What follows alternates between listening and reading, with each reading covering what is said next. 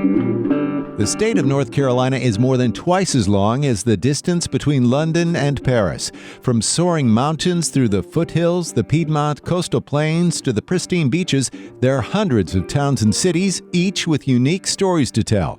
There's a place where you can love your neighbors, you love yourself, and everybody can get along. Every North Carolina community has pride, and more than a few have real challenges. The nearest grocery store is 20 miles away.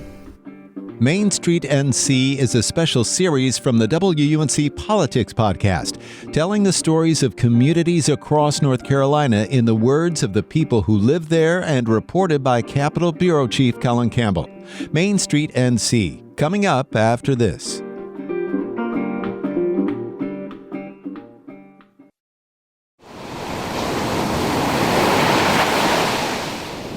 Piles of sandbags roughly 3 feet high line the beach between the buildings of the 70-year-old Outer Banks Motel and the Atlantic Ocean here in Buxton.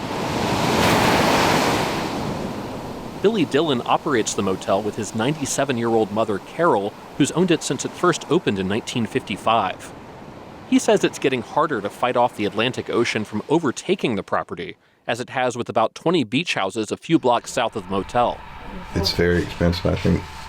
We probably spent over $100,000 last spring. Wow. And we need more. Mm-hmm. Just to kind of protect the property, because we didn't have those sandbags. I mean, there's nothing to stop it. Dillon says his motel buildings are also protecting NC-12, the highway that connects the Outer Banks. During storms and extreme high tides, ocean overwash floods the road in front of the motel. Despite a major beach renourishment project here in 2022, there was hardly any beach to sit on in front of the motel's outer buildings when I stayed there in January. And the Dillons were still working to repair broken stairs and walkways from last year's storms. Billy says the shifting sands of Hatteras Island are a constant battle. I mean, erosion has always been an issue, as long as I can remember. Yeah. I wasn't here in the 50s and 60s, but they talk like there was, 500 feet of beach then. I'd never seen it that big. I remember when I was little, though, you would burn your bottom of your feet walking to the water. That's how much beach you had to go through. And now there's no beach. The erosion is even worse on other portions of Buxton's oceanfront. Brian Harris with the Buxton Civic Association shows me where houses began to collapse last fall. More homes remain in the water, even at low tide. So the houses from here going north, I guess? Yeah, all 17 of them. Yeah. I mean, you see this one right here, it's missing 5 posts. Mm-hmm. None of the oceanfront homes have electricity right now. Yeah, so they're all cut off from utilities. Up. Yeah, all the utilities, all electric, all septics, have all been compromised. So they're moving them back, like move this one back right here. You can see the new post. Mm-hmm. That guy right there with the slanted roof got moved back. There's 4 more that are getting moved back, but I mean, there's 2 or 3 of them that are in the ocean now. That's just, there's point of no return. Just a few days after my trip to Buxton, several more of the homes he pointed out fell into the ocean during a winter storm. One collapse was captured on video posted by the Island Free Press. There it goes.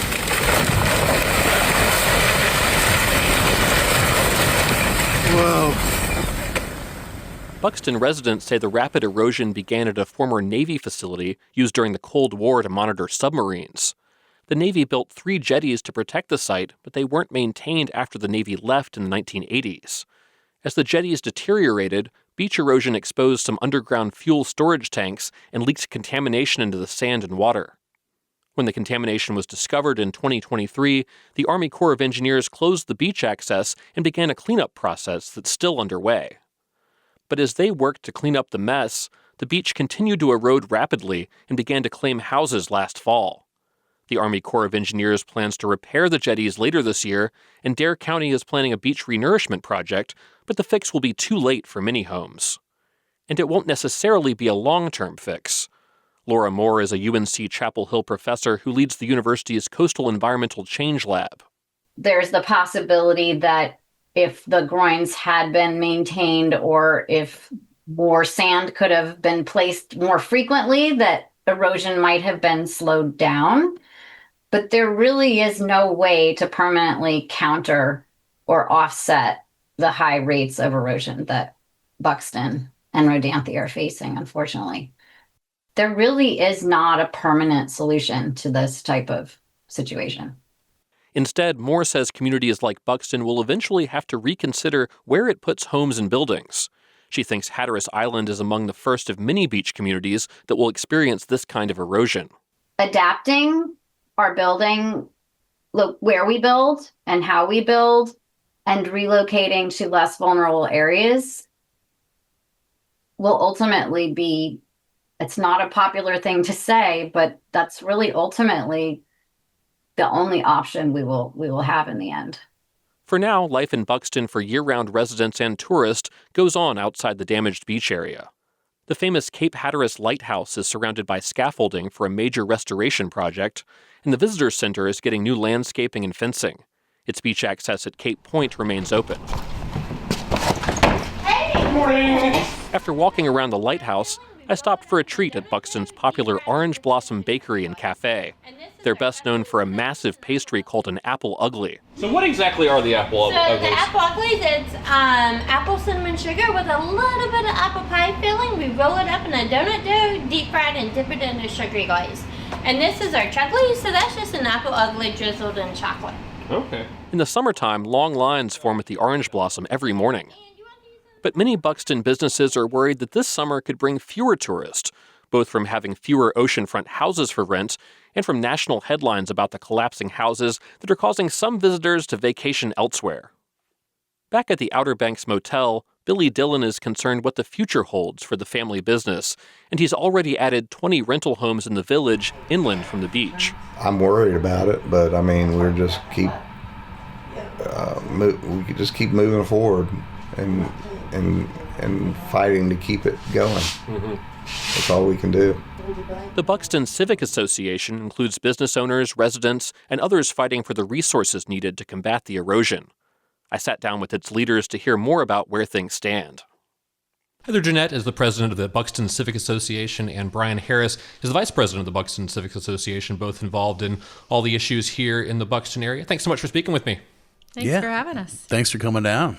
So to start off, tell me a little bit about how the Buxton Civic Association got started. I know this is a fairly new organization for this community. The Buxton Fuds was definitely brought this momentum. Was our initial momentum.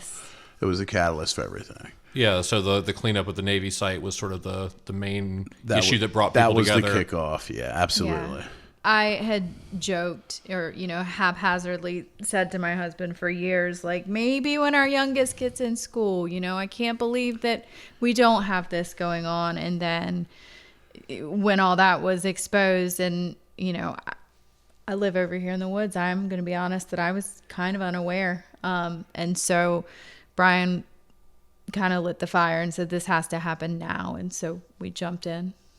And some of the challenges that this part of Dare County is totally unincorporated. So there's no mayor, there's no town council that you can go to as a sort of spokes vehicle for the inside of a national park at that too. So we're unincorporated village inside of a national park, which is definitely a rarity anywhere in the U.S. I don't think there's any other national parks that actually hold villages inside the national parks.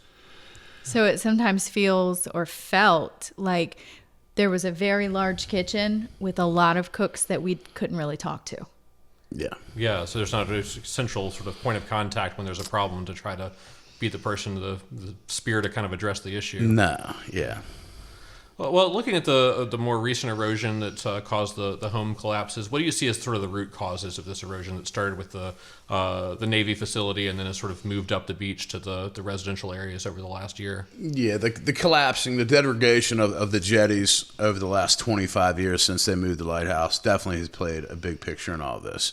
And they held their own just long enough. And then once you saw the big sections collapsing, failing, it not only no longer did its job, it started to do damage because it, instead of decreasing and holding sand, it kind of was a bottleneck and accelerated the force at which it was moving in the other way. And increase the rate of erosion. You saw today where that line is just cut right through. I mean, the jetties, it's like the coastline has reformed basically as if they had never existed. So the coastline is straightened out, and that new coastline just happens to go right through the heart of the Buxton oceanfront.